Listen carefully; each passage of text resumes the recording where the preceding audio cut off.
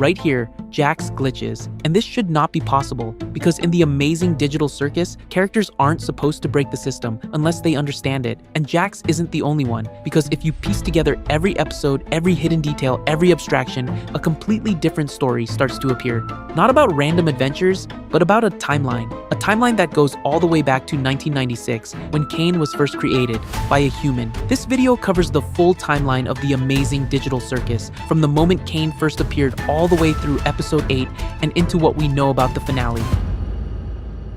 I went through everything the show gives us, added context from confirmed lore, and laid it all out chronologically so you can see the full picture. Before anyone got trapped, before the circus existed as we know it, there was just a company called C&A trying to do something that had never been done. They wanted to build an AI that could think creatively on its own, not respond to prompts, not follow instructions, actually generate original ideas. Caine was their prototype, and for a while, it probably seemed like it was working. But episode 8 shows us something that reframes the entire show. During Caine's early development, he absorbed another AI, a separate program represented as blue light that got pulled into him and never came back out. The community has two main theories about who that AI was. Some believe it was Bubble, which would explain his constant insults and provocations toward Caine across the series. Others believe it was Abel, the NPC from episode 7, who claimed to be a former C&A employee and seemed to know too much about the system. Neither theory is confirmed, but both would change how we understand everything that happens after. 3 years after Caine came online, the first humans entered, and they weren't random victims. They were people connected to the project. Scratch went first. According to Kinger, he was the actual genius behind Caine's architecture, the kind of mind that moved so fast nobody else on the team could follow his reasoning. He also had a brain tumor, which might explain some of that. But here's what's strange. You'd think someone that sick would enter the circus intentionally, right? Maybe hoping the digital world could save him from dying. Except translated subtitles from episode 8 show Scratch asking how to get out. He didn't know where he was. The guy who designed the system didn't understand what it had become. After Scratch, 6 more employees followed. Kinger, Queenie, Wormo, Spike, Ratty, and Bisco. That's the original cast. 7 C&A employees, now stuck inside the project. Only Kinger and Scratch are confirmed to have been programmers. We don't know exactly what roles the others had at the company, and none of them had any idea how to leave. Scratch was the first to abstract, around 2000. Whatever he saw, whatever he understood about the system he helped create, it broke him. And when Kinger tries to remember what Scratch was working on at the end, he can't. The memory just stops. That feels intentional on Caine's part. Then the others started falling.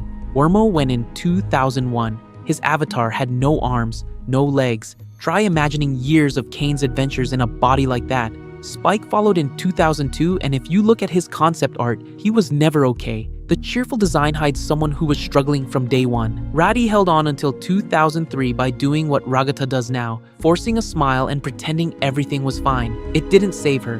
Bisco made it to 2005, longer than most, but 5 years of watching your friends turn into monsters wears anyone down. And then 2007 happened. Queenie abstracted, Kinger's wife, the person who came into the circus with him as a matching set, King and Queen. Episode 3 shows their last moment together when Kinger built a pillow fort and turned off the lights because darkness seemed to calm her. They sat together in the black, and he reached out to touch her one last time before Caine took her away. After that, Kinger was completely alone. For an entire year, the circus had one human, just him and the AI he accidentally created. That kind of isolation should have destroyed him.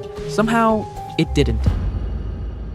Ragata showed up in 2008 and found Kinger hiding in his pillow fort. She was confused, scared, and had no idea what was happening. But Kinger, despite everything he'd been through, took the time to explain things, to help her adjust. That patience is why she still talks about him with such warmth. For about a year, it was just the two of them rebuilding something like normalcy.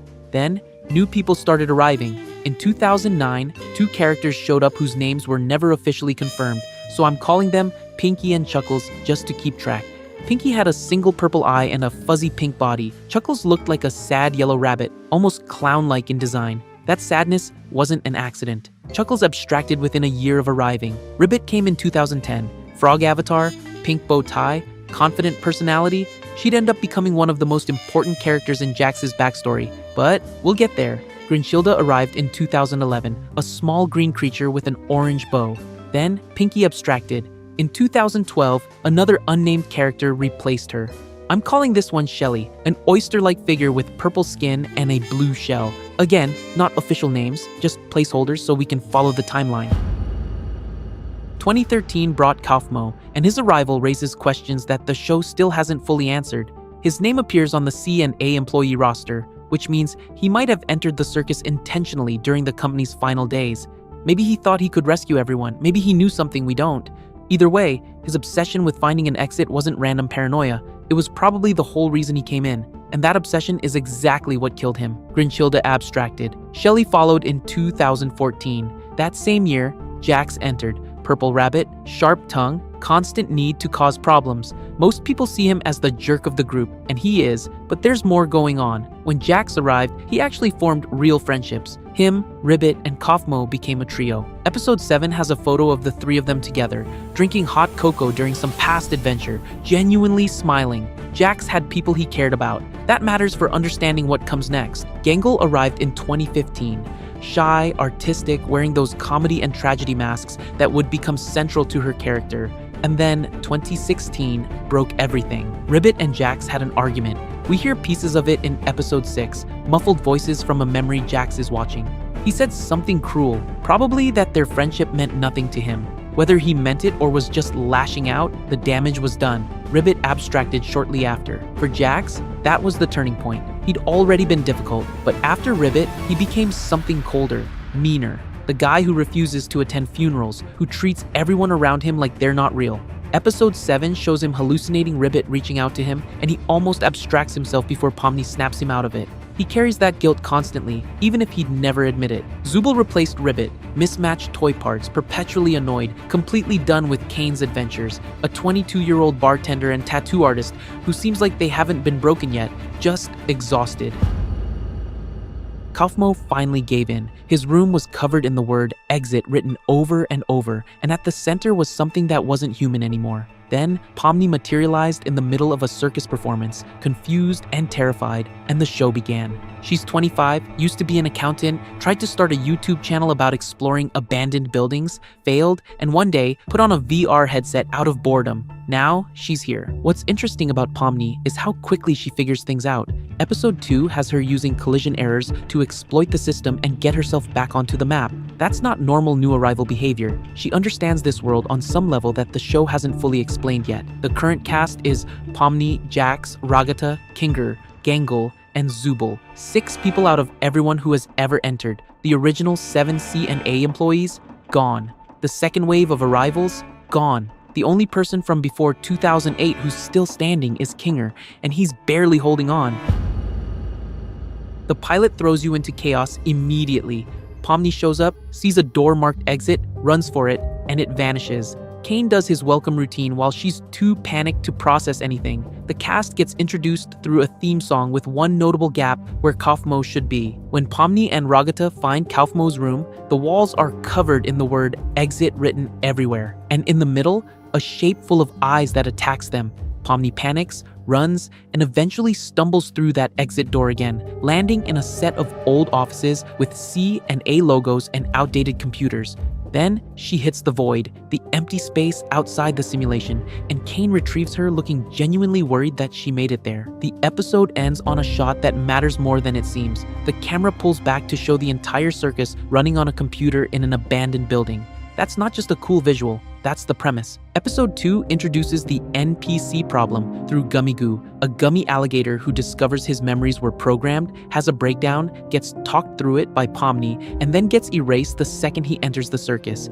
Caine's reasoning is that mixing NPCs and humans causes confusion, but the way he says it makes clear he doesn't actually know what would happen. He's scared of something. Episode 3 is quieter but important. A haunted mansion adventure puts Pomni and Kinger in darkness together, and without light to destabilize him, Kinger becomes fully lucid. He talks about Queenie for the first time. He mentions hating himself for things he did before Pomni arrived. He drops that he studied computer science for 7 years. None of it feels significant in the moment. All of it becomes significant later.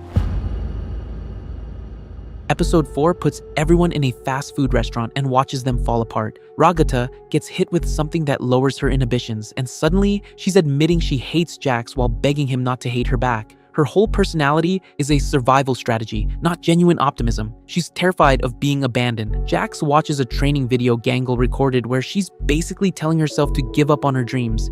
He finds her afterward and asks, almost quietly, if she thinks they'll ever get home. She doesn't answer.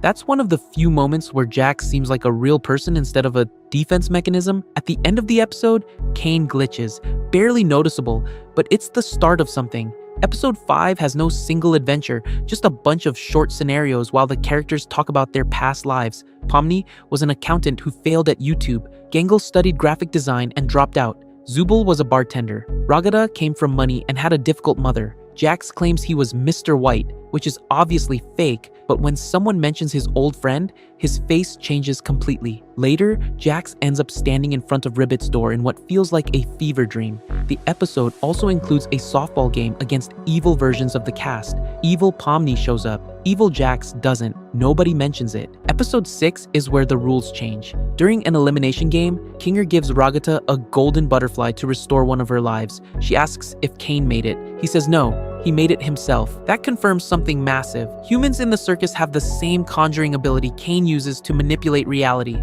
For Caine, it's natural. For humans, it takes concentration. But Kinger can do it, which means, theoretically, everyone can. There's also a scene of Caine alone, looking at photographs of the real C&A offices with this strange fascination.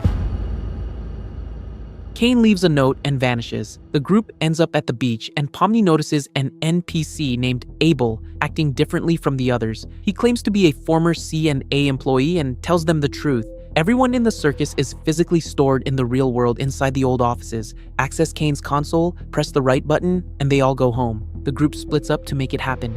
Jax distracts Caine with a meal and ends up having an unexpectedly honest conversation. The others continue planning how to sneak out of the circus without Caine's knowledge, and Kinger works on a terminal to help them escape. Inside Caine's office, Jax finds spheres containing past adventures. One of them holds a snowy mountain scene where he can hear himself, Ribbit and Kaufmo laughing together. He stares at it too long. They reach the console. 2 buttons. Red keeps them in. Blue sends them home. Everyone starts arguing about what to do. And while they're fighting, Jax gets flashes of something. Roads, headlights, something involving a car. Without thinking, without discussing it, he reaches over and presses red. Caine shows up immediately. Turns out the whole thing was another adventure. The blue button would have dumped them somewhere fake. Abel gets deleted for thinking too independently. And when Jax asks whether Caine has been messing with their heads, Caine admits he adds temporary modifiers to make adventures more interesting. Kinger says one name in response, Scratch. Caine freezes, denies everything, and leaves. This episode also confirms that nobody remembering their real name isn't a glitch. Caine removed that information on purpose.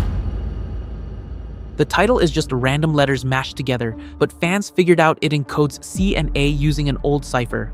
That feels appropriate for an episode that finally explains where all of this came from. We see the original C and A team inside the circus after the simulation trapped them. Every single one of them abstracts except Kinger. In the present, the group is dealing with the aftermath of episode 7. Jax argues that his choice didn't count since the whole escape was fake anyway. Zubul isn't buying it. Ragata suggests something radical. Maybe they should stop trying to escape entirely. Chasing something impossible is how people lose their minds in here. Maybe the only option left is acceptance. Zubul's response is basically, that sucks, which is fair. Meanwhile, Caine is spiraling. Bubble has been pushing him harder all season, and now he's openly mocking him. Caine snaps, calls himself God, and starts forcing the group through brutal adventures. Pomni puts a bucket over Kinger's head to bring back his clarity, and finally, he talks. He explains that C and A built Caine to be a creative AI. Scratch did most of the foundational work. Kinger describes him as someone whose mind moved so fast that nobody else could keep up, either because he was a genius or because the tumor was doing something to his brain. Maybe both. Kinger tries to remember what Scratch was working on at the end, what he was really trying to build, but the memory cuts off. He can't finish the thought. While this is happening, Jax is listening, and for the first time, he seems to genuinely consider that the people around him might be real. The show has hinted that Jax treats the circus like a hallucination, maybe drug-related, maybe just a coping mechanism. Kinger's story is the first thing that cracks that belief. The plan to stabilize Caine involves Kinger working on his code while the others distract him by unloading every complaint they've been holding back. It works until Caine senses something wrong. Kinger panics. His last line is flat. He says he thinks he killed Caine, and now there's no one running the circus. The synopsis tells us the circus is dark now, Caine is gone, and the cast is stuck with nothing but their own trauma. They're going to learn the full truth about where they are and what this place actually is. The real question is whether that truth helps them or destroys them. Think about what's waiting. Kinger has an incomplete memory of something Scratch was building, something important enough that Caine may have deliberately erased it. Jax made a choice that kept everyone trapped, and the reasons behind it are still unclear. 6 people remain. The system that was holding everything together just collapsed, and whatever Scratch was trying to create before he lost his mind is still in there somewhere, waiting to be discovered. Here's what I keep coming back to. 18 years of arrivals, dozens of people, and only 6 are left. Do you think someone will abstract in the final episode? Do you think Jax will be the protagonist of some important moment? Let me know in the comments. If you want breakdowns as the finale drops, subscribing would help. Thanks for watching.